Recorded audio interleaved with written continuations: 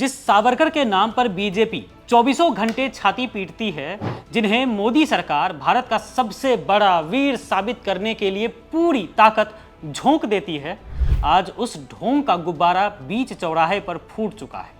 भाजपाइयों के मुंह पर इतिहास का ऐसा तमाचा पड़ा है कि अब वे छिपने के लिए जगह ढूंढ रहे हैं।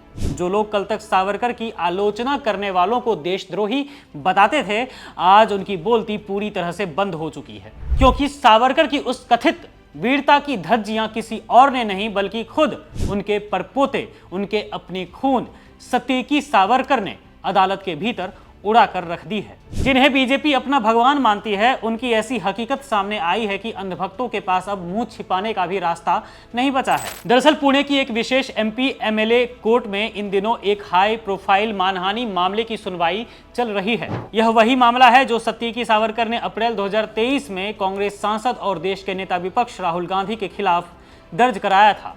आरोप था कि मार्च 2023 में राहुल गांधी ने लंदन में सावरकर को लेकर झूठी बातें कही और उन्हें बदनाम किया। लेकिन जब अदालत के भीतर राहुल गांधी के वकील मिलिंद पवार ने सतीकी सावरकर को कटघरे में खड़ा करके तीखे सवाल दागने शुरू किए, तो जो सच बाहर आया उसने पूरी बीजेपी और मोदी सरकार की नींद उड़ा कर रख दी। विशेष जज अमोल शिंदे के सामने जिरह के दौरान सतीकी सावरकर ने खुद अपने मुंह से कबूल किया कि उनके परदादा वीडी सावरकर ने अंडमान की जेल से छूटने और अपनी सजा कम कराने के लिए अंग्रेजों के सामने एक या दो बार नहीं बल्कि पूरे 10 बार दया याचिकाएं दायर की थी।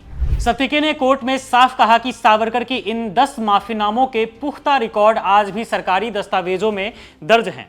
इतना ही नहीं, जब कोर्ट में भगत सिंह, राजगुरु, बटुकेश्वर दत्त और अशफाकुल्ला खान जैसे महान क्रांतिकारियों का जिक्र आया, तो सतीकी सावरकर ने भी माना कि इन सच्चे सपूतों ने अंग्रेजों के सामने झुकने या दया की भीख मांगने से साफ इनकार कर दिया था।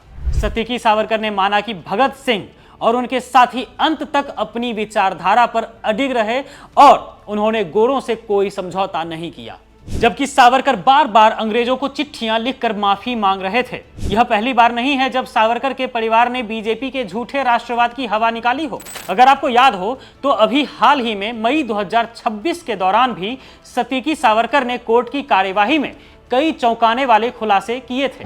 उस वक्त भी उन्होंने माना था कि सावरकर ने ब्रिटिश सरकार को 5 बार दया याचिका भेजी थी और दूसरे विश्व युद्ध में भारतीयों को ब्रिटिश सेना में भर्ती होने के लिए उकसाया था।